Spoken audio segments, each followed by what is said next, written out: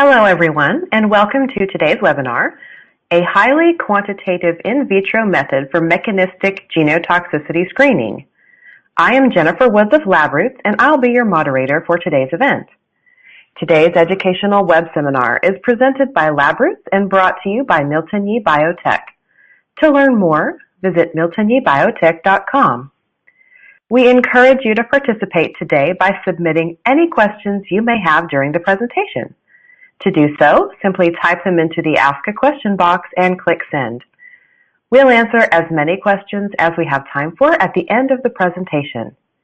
You may also submit any technical issues here as well if you have trouble seeing or hearing the presentation. I'd like to now welcome our speakers, Dr. Urmi Roy, Global Product Manager for Flow Cytometry Reagents, and Dr. Giel Hendriks, Founder and CEO of Toxys. Dr. Roy and Dr. Hendriks, you may now begin your presentations.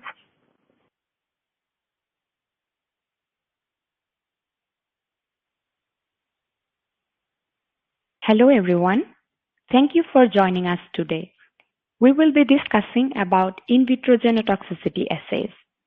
The highlight of today's session will be presented by Dr. Giel Hendriks from Toxys, and he will be discussing about an in vitro method, ToxTracker assay for mechanistic genotoxicity screening. We are very happy to have Dr. Hendriks here.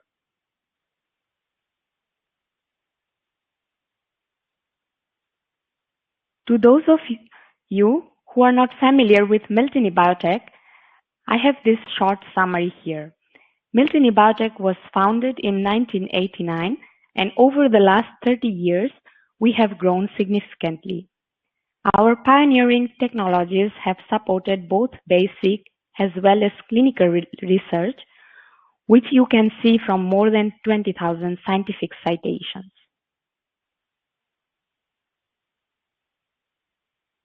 For today's presentation, we have the following agenda.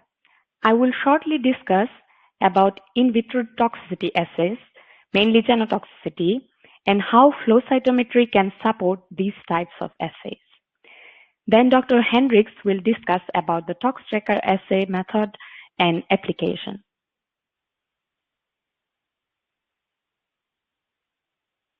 Toxicity testing in 21st century, a vision and a strategy. In 2007, US National Academy of Sciences have published this landmark report that envisions increased efficiency of toxicity testing and reduces animal experiments by using qualitative in vitro tests. There are varieties of in vitro test models available such as primary cells, stem cells, and 3D systems.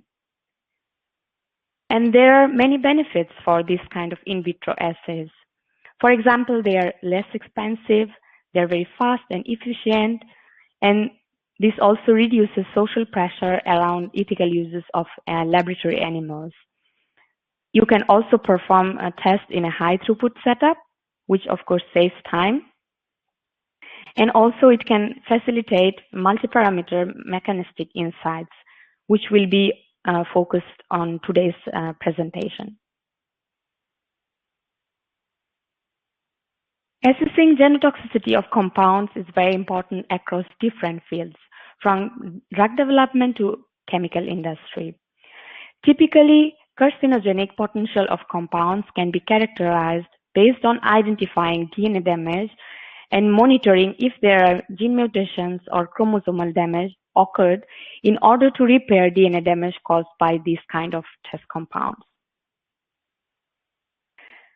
There are regulatory authorities like OECD or ICH provides recommendation for genotoxicity assessment, which includes test batteries consisting both in vitro and in vivo experiments. And this again highlights the importance of in vitro assays for such kind of toxicity assessment.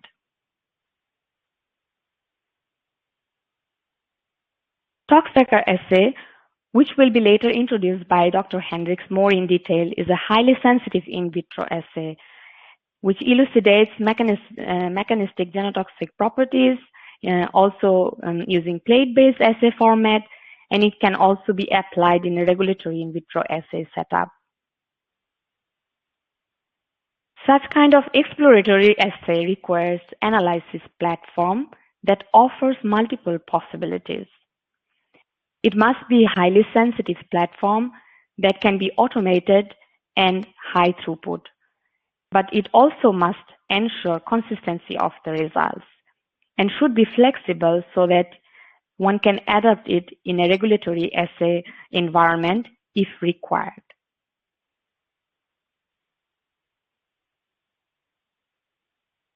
MaxQuantx from Miltenyi Biotec is a high-throughput flow cytometer that can offer diverse possibilities, making it highly suitable for genotoxicity assay analysis. Some of the applications you can see during the presentation from Dr. Hendriks. This platform is fully automated and is very simple to use. I would like to briefly highlight some of the features that might be interesting for you. So the automation feature here includes from basic maintenance to advanced features such as sample preparation and data acquisition and analysis. Such automation can significantly reduce operator-induced variability in results. Of course, our platform can support high-throughput assay analysis. It can measure 96 well plate in 15 minutes and 384 well plate in less than 1 hour. And such automation and throughput comes without affecting the data quality, which is very important. The instrument offers industry-leading low sample-to-sample carryover and gives absolute cell counts. Another important feature of our instrument is to ensure data consistency through multi-instrument alignment. And I would just like to shortly outline this in the next slide.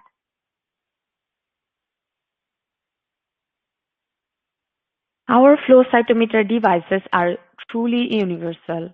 When you need to transfer your assays across departments and need to ensure performance over time, our instrument ensures such data consistency through its multi-instrument alignment feature, basically aligning the different instrument settings such as calibration, QC, across different instruments, and thereby ensuring standardization across different user, instrument, as well as location.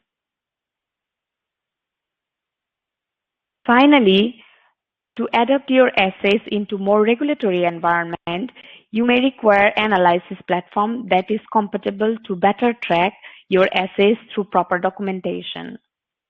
The MaxQuantx software that is embedded in our flow cytometer is equipped with FDA compliant 21 CFR Part 11 for data acquisition and analysis. These allow you to document user management, audit trail, as well as maintain the electronic records that can be very important for your regulatory assays. With this, I would like to summarize my short part, and I hope I could give you a quick glimpse of how a high-throughput flow cytometry platform like MaxQuantx could offer you reliability, consistency, and automation that can be useful for your in vitro assays.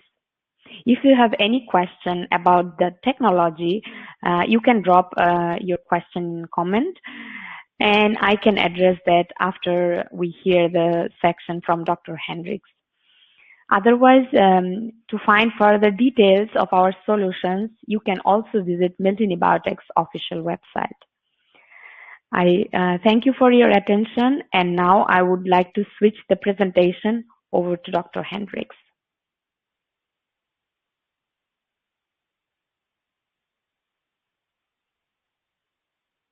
Thank you, Urmi, and welcome to everyone.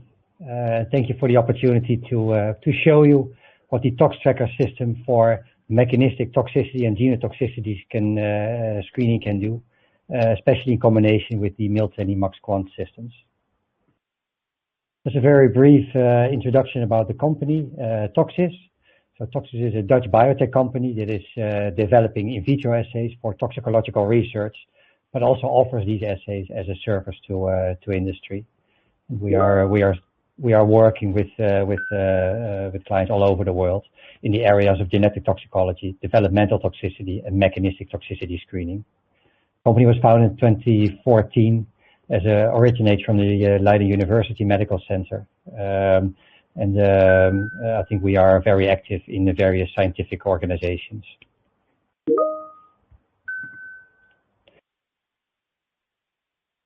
Toxys specifically focuses in certain areas in the toxicological research, primarily in genetic toxicology, and I will show you during this presentation our ToxTracker assay that we developed in that area.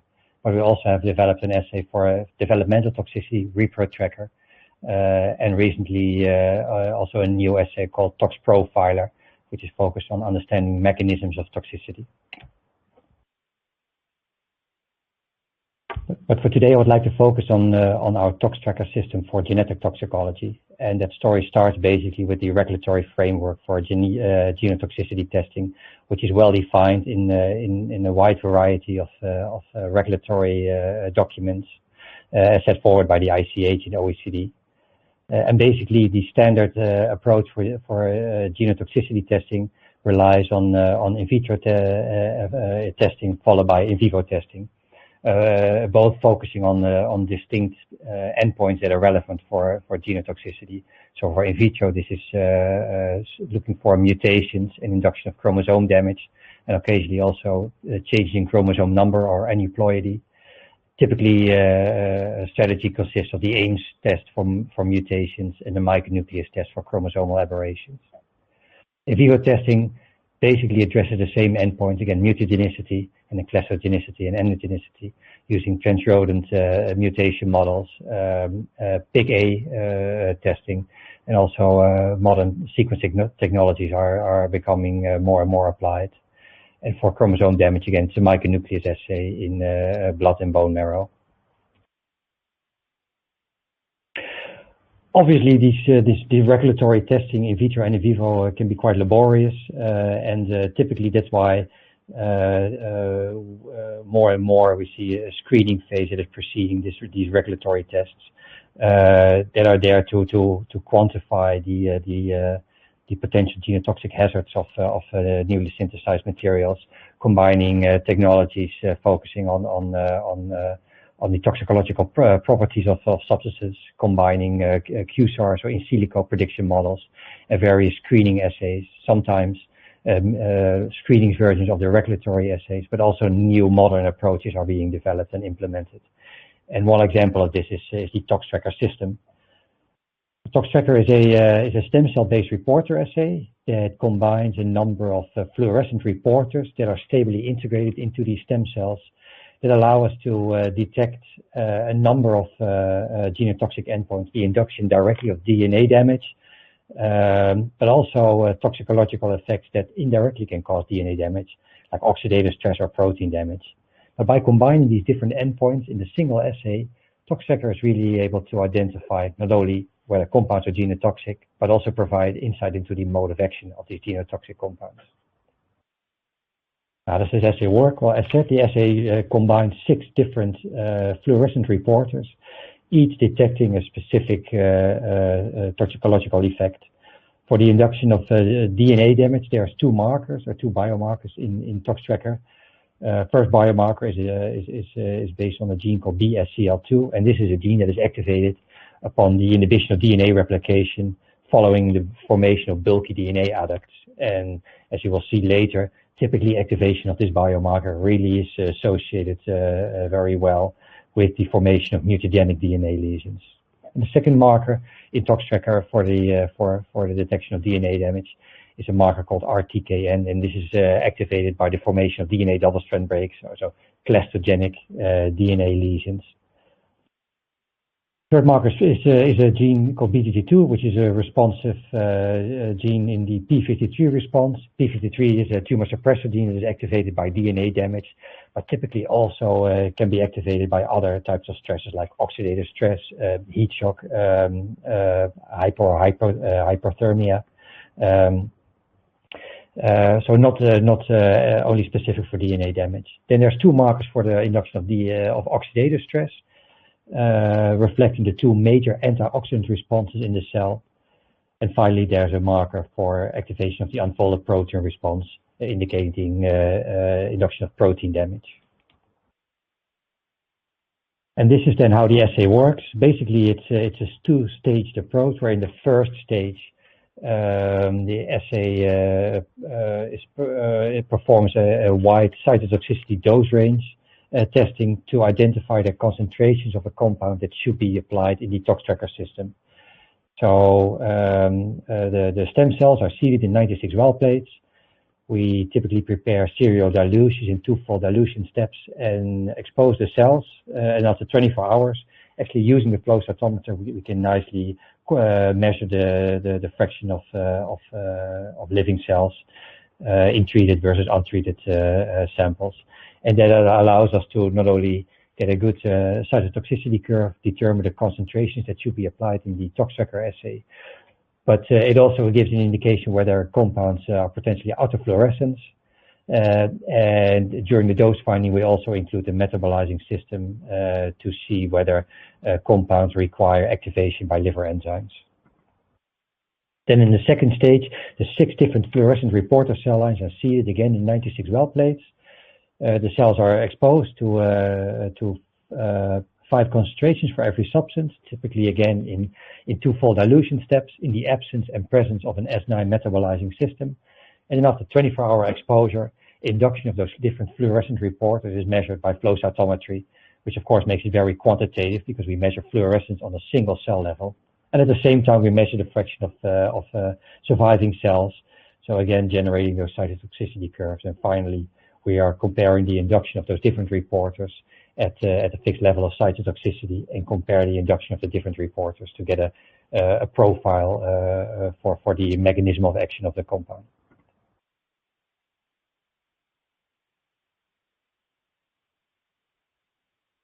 So here you see an example of 3 well-known compounds. Cisplatin is a DNA damaging agent, diethyl maleate that induces oxidative stress, and tunicamycin as an inducer of the unfolded protein response.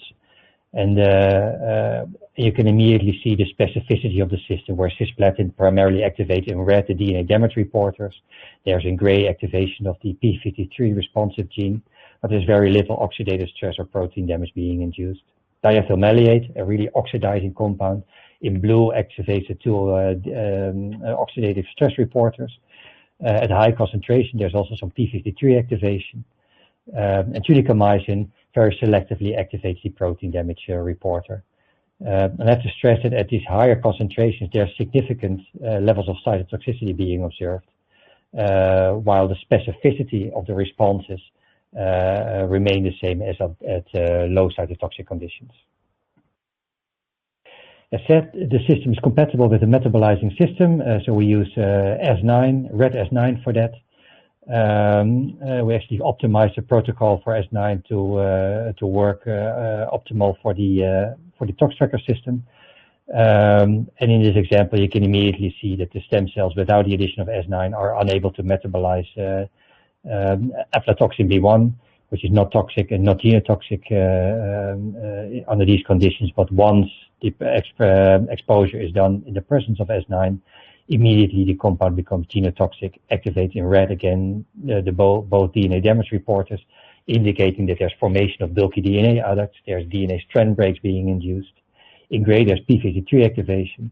So clearly, the compound is activated by the S9 and then also becomes genotoxic. To get a little bit more quantitative measure on the induction of all those different reporters across the full dose range, we generated some software tools that can nicely work together with the software from the MaxQuantx flow cytometers. The software imports the raw flow cytometry data and then starts to calculate the induction level of every GFP reporter cell line at different levels of cytotoxicity. The software is also able to export data immediately into PROST, the widely available software to do full dose response modeling and calculate BMD values. So this is a typical output from this software. So it generates these heat maps where basically the darker the green, the stronger the induction of the reporter. And you can immediately see that that it helps to classify compounds on their primary activities, either the inducing DNA damage or oxidative stress or protein damage. And these are calculated DFP values in this example at 50% cytotoxicity, but the software also allows us to look at lower or higher levels of cytotoxicity. Obviously, behind that rather simple heat map, there's large tables of quantification indicating the levels of induction of every reporter at a different level of cytotoxicity. So on the top you see the different survival levels, so cytotoxicity of 10%, 25%, 50%, and every time the software calculates the amount of induction of that different reporter, making it possible to look across the dose range to see what is the level of induction that I see for a certain compound. To go one step even further, as already said, the software is able to generate output files that can be uploaded directly into PROST, which is the quantitative dose response modeling software that is publicly available. It basically determines the full dose response that goes with a certain data set. It allows people to calculate so-called benchmark doses. So concentrations where they start seeing a certain critical effect, and based on the BMD, you can actually rank your tested compounds based on their potency to induce a certain endpoint. ToxTracker has been well validated, and over the years, when the performance of the assays compared with the standard regulatory assays for either induction of mutations or chromosome damage, then ToxTracker is doing a very good job in identifying genotoxic compounds with a high sensitivity and specificity. And obviously, people asked us the question, so how does it then correlate? So what is the correlation between ToxTracker and the standard assays that we are also familiar with? So when we compare the induction of the ToxTracker reporter BSCL2 that is triggered by the formation of bulky DNA helics and inhibition of DNA replication. Well, we do the comparison one-on-one, so ToxTracker versus Ames or MLA, the correlation is not is around 70%. But if you combine the standard mutation assays, you can actually see that the ToxTracker reporter correlates very well with the regulatory mutation assay, so Ames and or mouse lymphoma assay. So around 95% correlation. And the same holds true for comparison with the second ToxTracker reporter, RTKN, for DNA double-strand breaks, compared to the micronucleus and or chromosome aberration assays. Again, combined, we see that 100% of the compounds that are positive in ToxTracker are also positive in the in vitro micronucleus assay.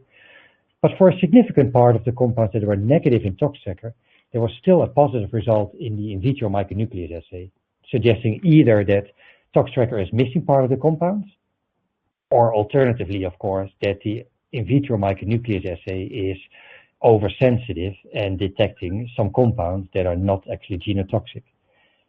And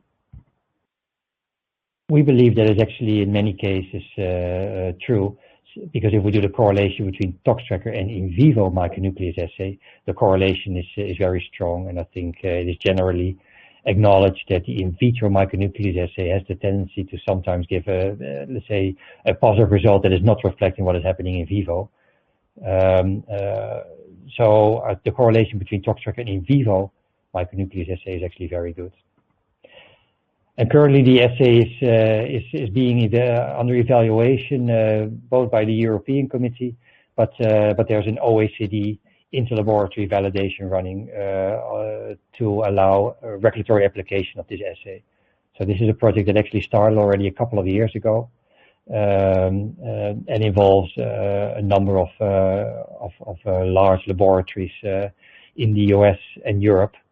And the experimental work is actually almost done, and we're now analyzing the data and hoping to publish the results later this year.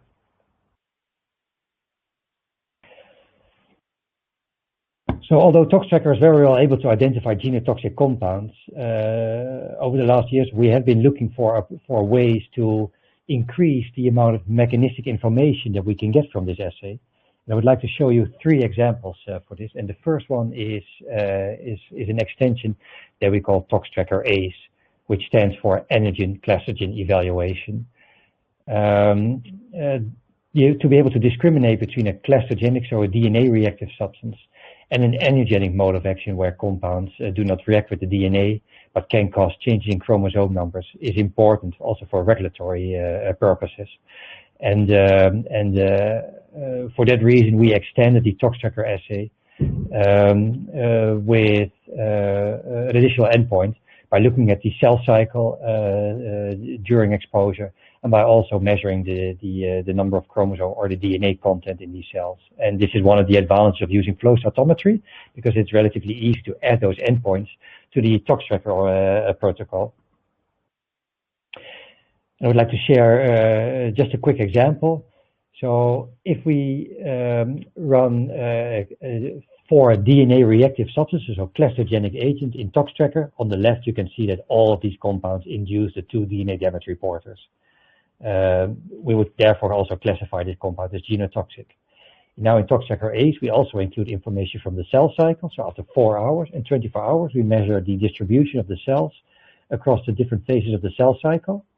In the central part, you can see that after 4 hours, there's very little impact on cell cycle distribution, not from the blue cell cycle graph, but also on the quantification that is below that. But after 24 hours, you do see that cells tend to accumulate in S phase or G2 phase. There's a lot of cells that have more than 1 but less than more than 2N but less than 4N DNA content. If we quantify the DNA content in these cells, you can clearly see that there are no cells that have an aberrant chromosome number in these after exposure. In contrast, when we expose the cells to 4 well-known angiogenic agents, these are actually 4 tubulin poisons. In ToxTracker, you can immediately see that primarily one of the 2 DNA damage reporters is activated. Only when the system is really pushed into the high toxic doses, then also the second DNA damage reporter is activated. But primarily we see induction of DNA strand breaks, but no impact on DNA replication.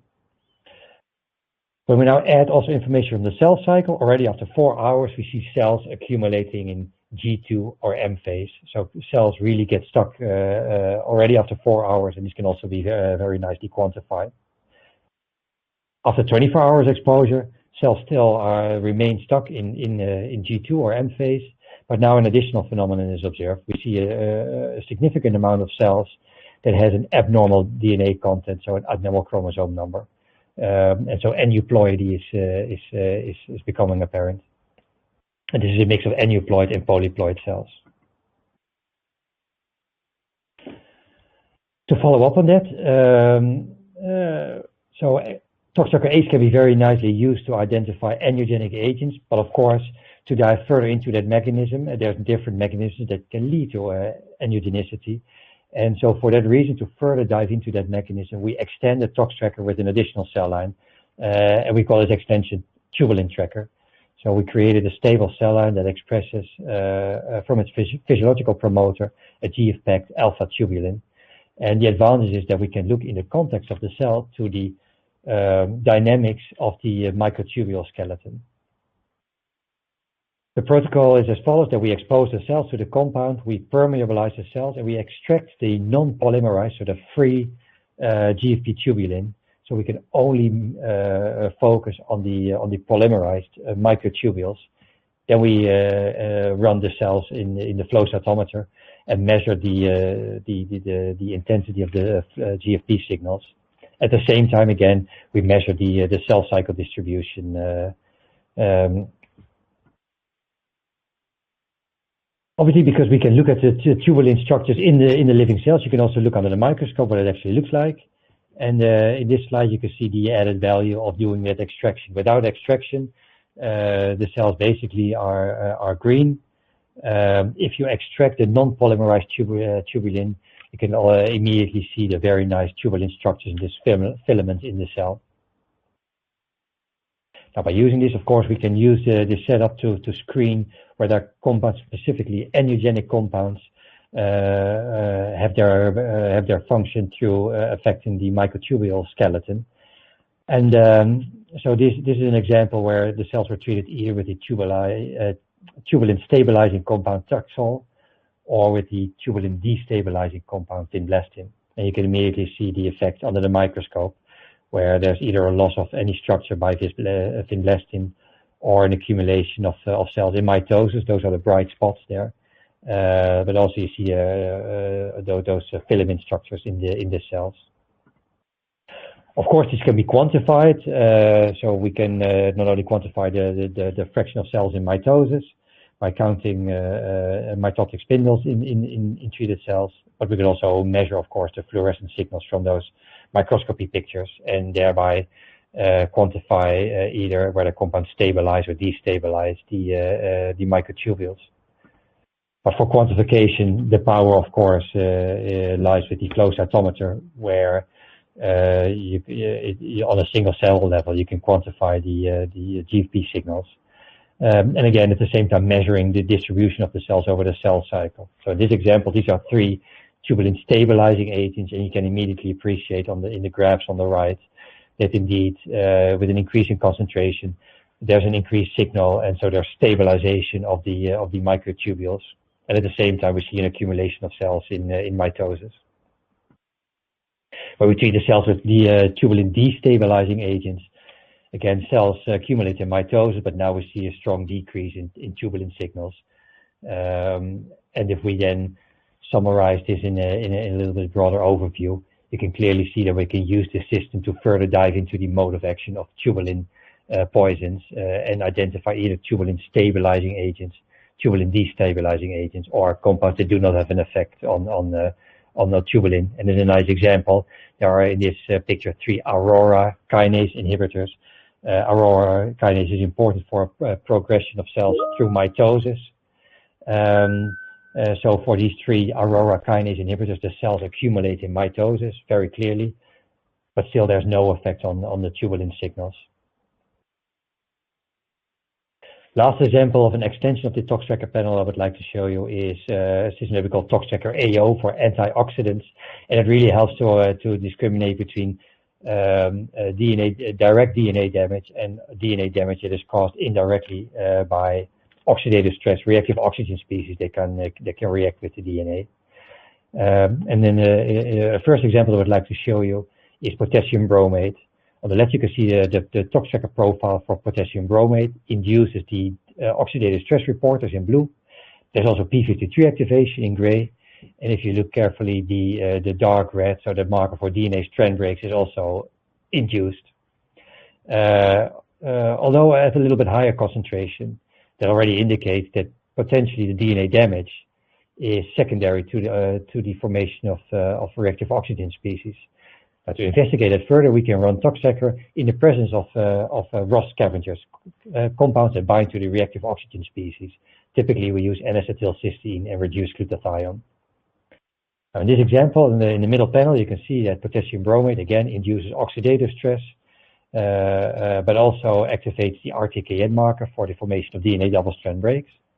If we expose the cells to potassium bromate in the presence of the ROS scavenger N-acetylcysteine or glutathione, then you will see a strong reduction of oxidative stress. It's not 100%, but definitely a very strong reduction. But at the same time, we also see a very strong reduction of or a complete abolishment actually, of the induction of DNA damage, strongly suggesting that the DNA damage induction that we see is secondary and is caused by the oxidative stress in the cells. In contrast, a second example is MMS, a methylating agent. In ToxTracker, again, induces oxidative stress, but also activates, in this case, both of the DNA damage reporters and also p53 again. So also here the question again is, of course, is the DNA damage induction that we see, is that caused by a reaction with the DNA, or is it secondary to oxidative stress? And when we run the ToxTracker again in the presence of those ROS scavengers, in the absence, MMS causes oxidative stress as well as DNA damage. When we're adding the glutathione, N-acetylcysteine, oxidative stress is strongly reduced, but also the induction of, but the induction of DNA damage is not affected, suggesting that MMS directly binds to the DNA and the DNA damage is not caused secondarily to oxidative stress, which is in line with the literature, because MMS is a methylating agent that methylates DNA and is also a mutagen and in vivo carcinogen. When we expose the cells in the presence of glutathione, also there the oxidative stress is reduced, but now we do see a reduction of the DNA damage response, and that is because glutathione binds directly to MMS. So here we're not scavenging the reactive oxygen species, but we're actually rather scavenging MMS itself. So there's always some caution by interpreting these data. Now then, to summarize, just some practical facts about the assay.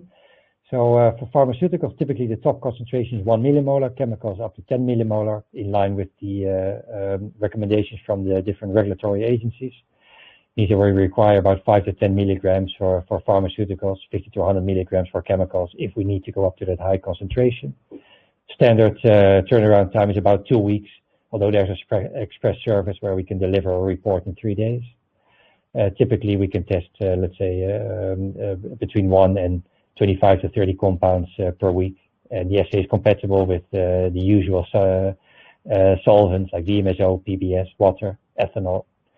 And the assay has been shown to be compatible with the wide range of materials. It's obviously small molecules, but also polymers, complex mixtures, nanomaterials, and also all kinds of intermediates that are tested for occupational toxicology. And ToxTracker is available as a service from Toxys, but as ToxTracker, but also ToxTracker Ace. It is also available through Charles River as a partner, and by using these outsourcing platforms like scientist.com. But ToxTracker is also available as a kit, so labs can buy ToxTracker kits to run it in their own facilities. And we always have the opportunity to set up the multi-year licenses to really fully support integration of this assay in the laboratory. And with that, I would like to thank you. Thank you, Dr. Roy and Dr. Hendriks, for your informative presentation. We will now start the live Q&A portion of the webinar. If you have a question you would like to ask, please do so now. Just click on the Ask a Question box located on the far left of your screen. We'll answer as many questions as we have time for. Let's get started. Our first question is, are you planning to have a ToxTracker lab training course later this year? Yes, so this is Giel Hendriks. Yes, there are plans, different plans actually, to have a ToxTracker lab training. That was actually already scheduled for last year, but then obviously due to the COVID situation, it got postponed. But there are two activities that we are working on. One is a lab training actually in our lab facilities in the Netherlands. And the second thing that we're working on actually together with Miltenyi is, if possible, host a practical workshop alongside the Eurotox conference that will be held later this year. That will happen in Copenhagen. But of course, it depends a bit on the COVID situation, how that will develop. But once possible, yes, there will definitely be possibilities for a hands-on training, either at our facilities or at an external site. Thank you, Dr. Hendriks. Our next question. What is the rationale for using mouse stem cells versus human or non-stem cells? Yeah, there are various answers to that question.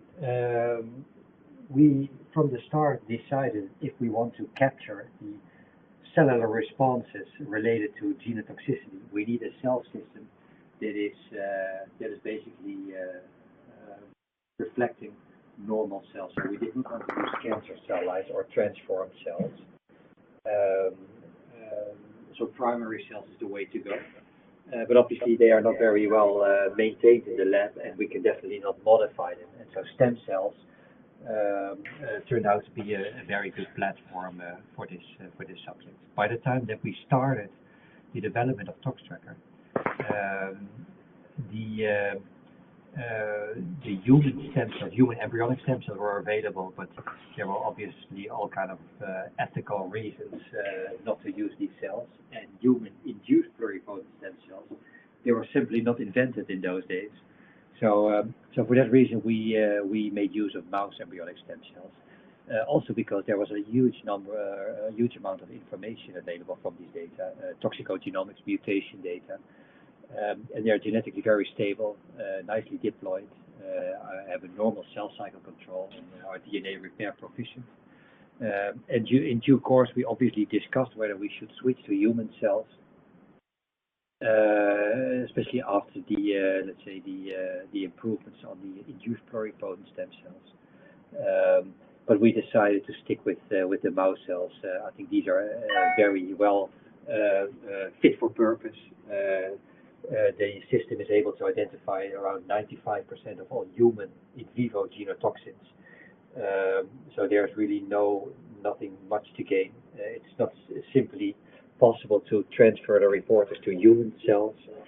So we would really have to start from scratch. And of course, with the validation and the ongoing OECD evaluation of ToxTracker, it would be a large step back. But as I said, fit for purpose, I think in this case is the reason. The only area where mouse and human might differ is in metabolism, so metabolization by liver enzymes, for instance. But both human and mouse stem cells do not have a lot of metabolization activity. So we have to rely on an external metabolization source anyway. So the simple answer is yes, we thought about it, but I think there's a lot of good reason to stick with the mouse cells. We have no indication that the situation or the sensitivity will improve by switching to human cells in this case. Okay, thank you, Dr. Hendriks. We have another question. Is the ToxTracker suitable for other flow cytometers? Yes, that's a fair question, and the answer is yes.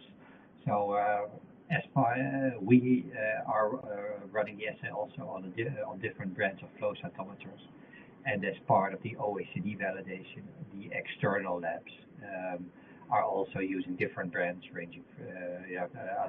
So far, I have to say we have not encountered a flow cytometer that is not compatible with the system. Of course, there are differences in speed and ease of use and the software that is associated. So there are definitely differences, but the assay seems to be compatible with basically all systems as long as they have a 96 well or ideally even a 384 well reading capacity. But the speed differs definitely between the systems. Okay, great. Thank you again. And another question. Any measures regarding mitochondrial DNA?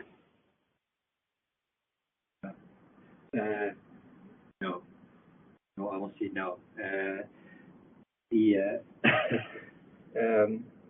So we have not been able in previous studies. All used to this. So is ToxTracker capable of analyzing a mixture sample such as hemp extract, which may induce more than one type of stress or stresses? Yes and no. So yes, definitely. We've tested, we and others have tested a wide range of different mixtures, from, let's say, artificially reconstructed mixtures with a few compounds up to very high complexity mixtures like oil extracts, which really contain more than 1 million different molecules. And I think in most of the cases it was definitely possible to detect genotoxic pollutants or genotoxic factors in those mixtures. The sensitivity of the assay is high, so that means that also small fractions of pollutants or genotoxic constituents could be identified.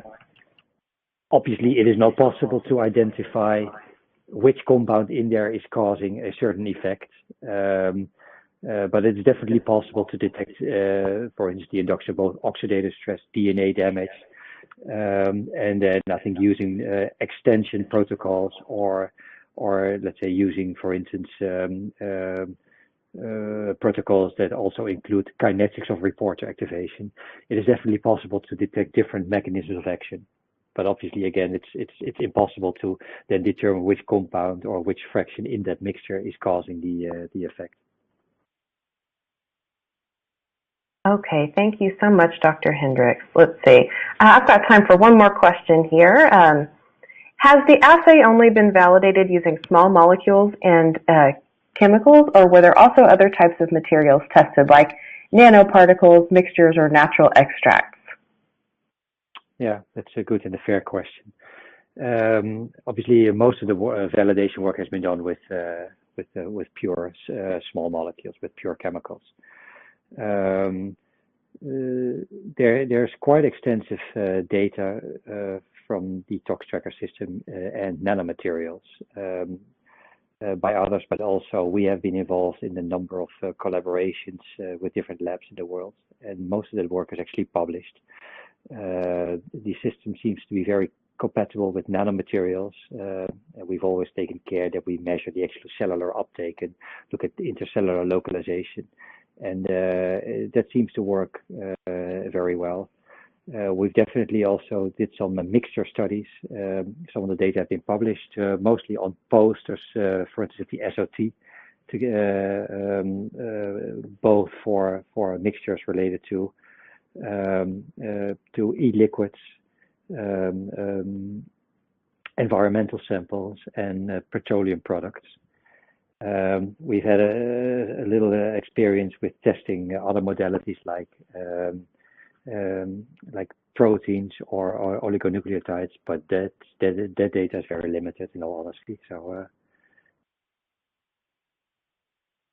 Well, thank you so much, Dr. Roy and Dr. Hendriks, for your time today. Do you have any final comments for our audience?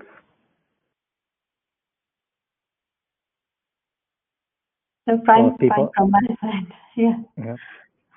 If people have any questions related to the ToxTracker system or our experience together with the Miltenyi systems, then feel free to reach out through the website, or I guess through maybe through the chat. Well, thank you again, Dr. Roy and Dr. Hendriks, for your time today and for your important research. We would also like to thank LabRoots and our sponsor, Miltenyi Biotec, for underwriting today's educational webcast. Before we go, I'd like to thank the audience for joining us today and for their interesting questions. Questions we did not have time for today, and those submitted during the on-demand period, will be addressed by the speaker via the contact information you provided at the time of registration. This webcast can be viewed on demand. LabRoots will alert you via email when it's available for replay. We encourage you to share that email with your colleagues who may have missed today's live event. Until next time, goodbye.